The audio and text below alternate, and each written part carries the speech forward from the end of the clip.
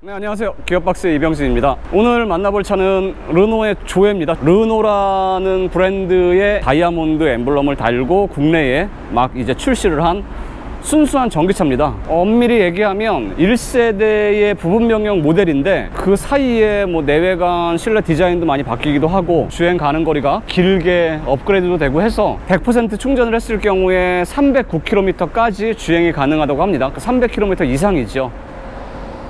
시동을 좀 켜놓은 상태인데요, 헤드램프부터 한번 보고 가면 주간주행등이 C타입으로 이 부분은 좀 뚫려 있고 이렇게 좀 연결이 돼 있는 이러한 눈매의 주간주행등을 달고 있습니다. 방향지시등은 이렇게 그냥 깜빡깜빡 하는데 뒤쪽에 방향지시등 같은 경우에는 그 스르륵거리는 그런 타입입니다.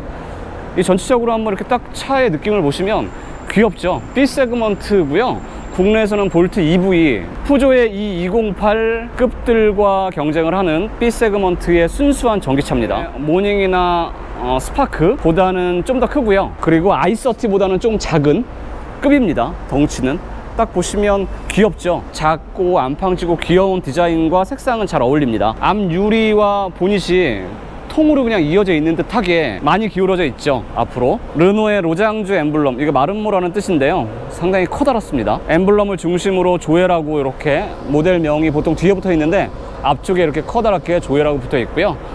그리고 하이그로시로 쭉 이어 붙여서 헤드램프까지 같이 앞 얼굴의 인상을 만들어내고 있습니다. 헤드램프 안쪽에 보시면 르놀트 LED 퓨어 비전이라고 해서 LED 헤드램프임을 나타냅니다. 이 스탬핑 뚫려 있는 프론트 그릴, 이걸 프론트 그릴이라고 해야 되는지 모르겠는데 어쨌든 앞 범퍼에 커다랗게 프론트 그릴이 뚫려 있는데 보통 전기차 같은 경우에는 이게 막혀 있잖아요. 근데 이렇게 뚫려 있습니다. 그리고 도트 무늬로 멋을 좀 내고 있고요. 안개등도 이 범퍼 아래에 이렇게 박아놨고요. 공기역학 성능을 위해서 만들어 놓은 듯한 이 에어 커튼은 실제로 뚫려 있진 않습니다. 실제로도 뚫려 있네요. 여기 보시면 손가락을 집어넣었을 때 막혀 있는 것 같았는데 이렇게 미세하게 보시면 뚫려 있습니다. 귀여운 해치백입니다. 전기차기 때문에 오버행이 짧고요. 휠 베이스가 상당히 길죠. 차체는 작지만 실내 공간은 나름 실용성이 좀 있을 것 같습니다. 타이어 사이즈는 1955R 16인치입니다. 도어 캐치는 일반적인 타입이고요. 이게 문을 한번 열어보면 어이구, 문을 열었을 때의 이런 어떤 걸리는 느낌이나 질감 같은 걸 좀 중요하게 생각하는데, 이렇게 열어보면 자, 이 정도로 이렇게 한 단 정도 걸릴 듯 말 듯하게 걸리고요. 그리고 완전히 열면 이 정도의 넓은 개방감을 보여줍니다. 뒤쪽은 도어 캐치가 히든 도어 캐치예요. 여기 보시면 이렇게 지문처럼 생겼는데 이 부분을 이렇게 엄지로 누르면 올라오고요. 여기를 열면 이렇게 열리는 방식입니다. 이 뒷문도 마찬가지예요. 1단이고 2단으로 이렇게 열리고요. 힌지가 딱 고정을 시켜주는 이 느낌이 조금 불분명해서 기울어진 내리막이나 언덕이나 그런 데에서 문을 잘못 열면 문콕이나 아니면 이런 데 좀 스크래치가 날 수도 있죠. 도어의 개방감은 상당히 좋습니다.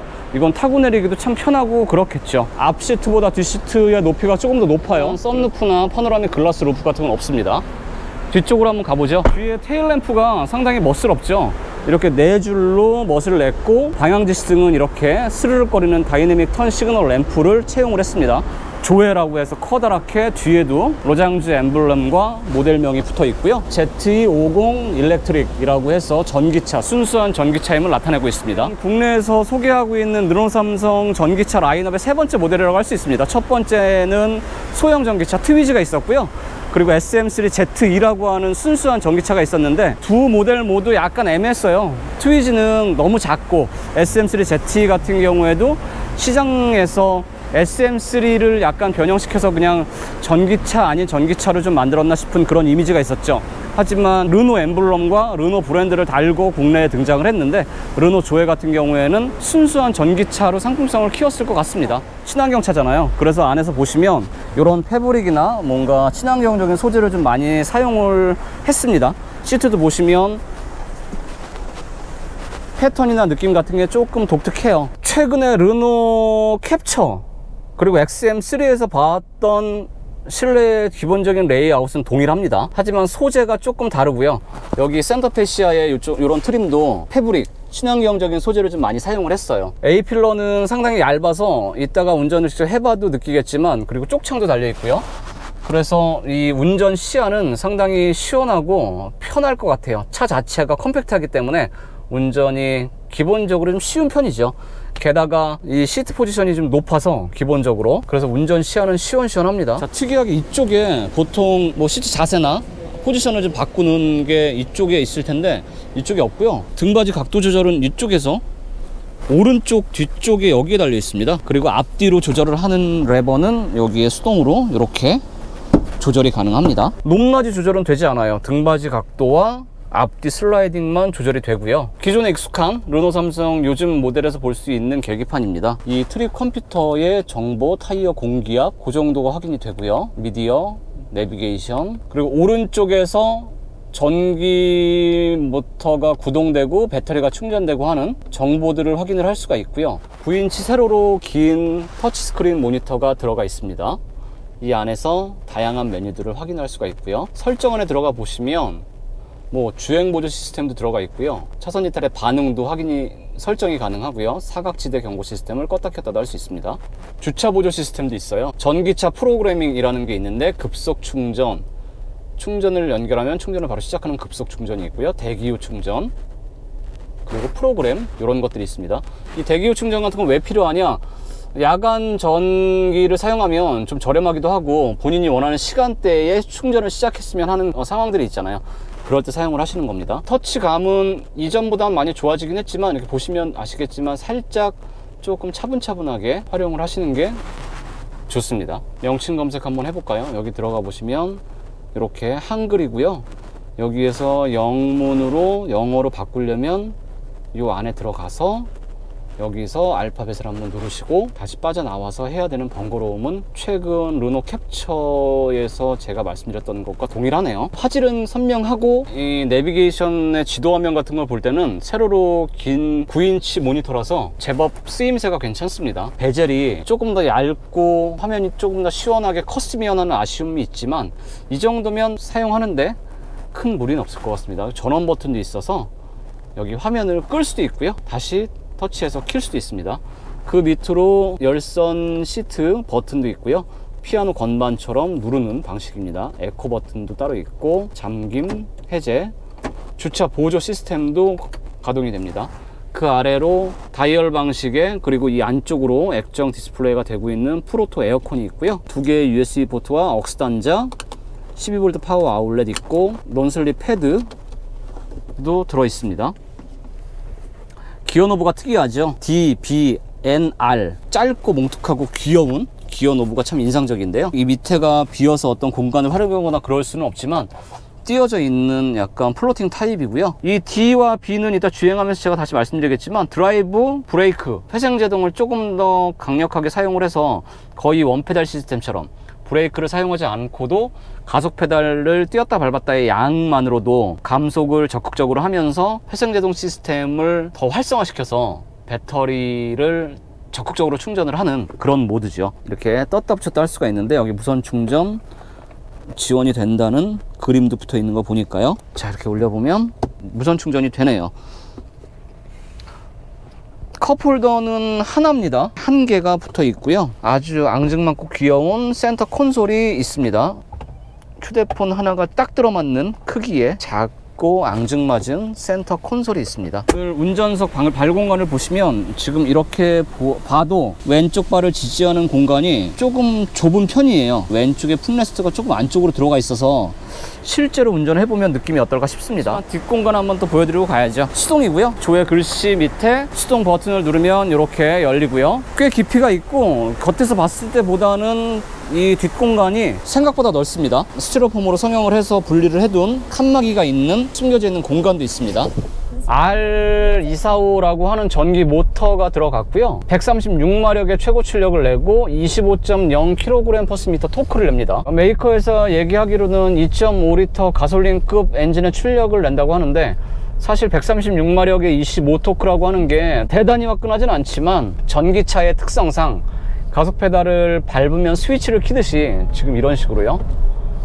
25라고 하는 토크가 한 번에 터져 나오기 때문에 순간 가속력, 그리고 이렇게 잡아채서 달리는 그런 빠릿빠릿한 느낌 때문에 답답하거나 힘에 부치거나 그런 느낌은 없습니다. 가속 페달을 밟으면 이 토크가 바로바로 터져 나오는, 이렇게 좀 움찔움찔 하는 게 보이시죠?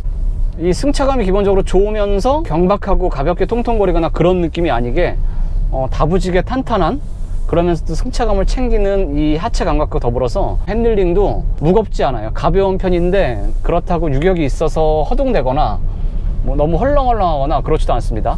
탄력이 상당히 좋아서 차가 전해주는 반응, 핸들링 감각, 그런 게 아주 인상적이고 좋습니다. 이렇게 방지턱을 타고 넘어서 한 번 정도 바운싱을 물컹 해주고 그냥 잡아줘요.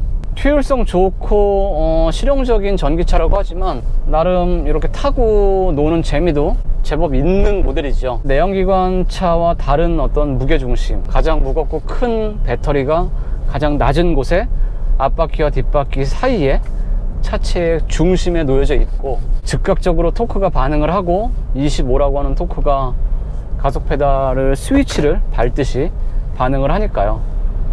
가감속이 아주 자연스럽습니다. 자, 이렇게 풀스로틀을 하면 이 토크가 상큼하게 차를 밀어줍니다. 가속 페달을 이용해서 타고 노는 재미가 있습니다.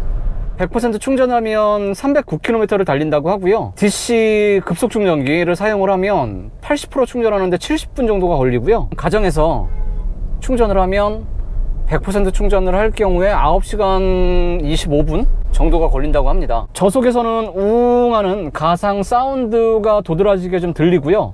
그 외에는 뭐 크게 정숙성을 해치는 소리는 당연히 전기차니까 들리지 않습니다. 외부에서 실내로 유입되는 소음도 거의 없습니다. 실내 정숙성이나 안락함에 상당히 신경을 많이 쓴 흔적이 보여요.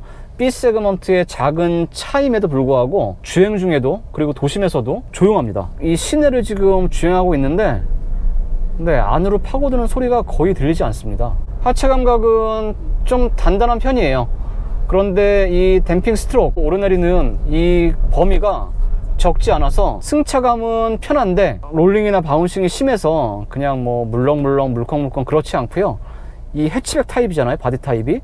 그 해치백에서 기대할 수 있을 만한 경쾌하고 탄탄한 하체 감각을 보여줍니다. 도심에 있는 와인딩 길을 좀 타봤는데요, 거동이 틀어지거나 불안정하거나 그런 느낌은 없습니다. 앞바퀴 굴림이지만 언더스티어 느낌은 없어요. 하지만 이게 잘 버텨주긴 하는데 타이어가 버텨주지 못하고요. 이 한계를 어느 정도 넘어서 버리면 무거운 차체가 통째로 날아갈 것 같은 그런 불안감도 살짝 좀 들기는 합니다. 하지만 그 한계치 안에서는 충분히 재미있고 적당히 경쾌한 운전이 가능합니다. 기어 노브는 R, N, D, 파킹 모드는 없습니다. 전기차니까요.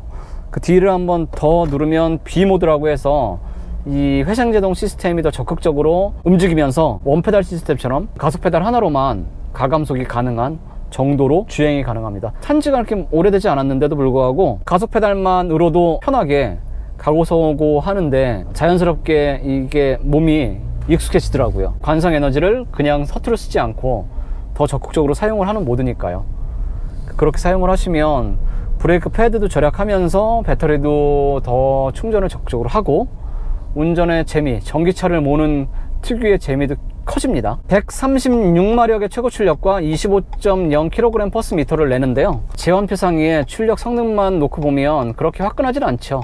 정지에서 시속 100km까지 가속에 9초가 넘게 걸리고요. 하지만 가속 페달을 밟으면 25라고 하는 토크가 대번에 스위치를 켜듯이 터져나오기 때문에 기본적인 움직임은 경쾌하고 가뿐합니다. 정지에서 시속 50km까지 가속이 3초가 약간 넘으니까요. 원하는 순간에 가뿐가뿐하게 가속을 낼 수가 있고요. 최고 속도는 시속 140km에 묶어놨습니다. 제조사에서 가장 효율적이고 이 차의 성격에 가장 어울리게 세팅을 그렇게 해놓은 겁니다. 조용하고요. 헤드업 디스플레이 같은 건 없어요.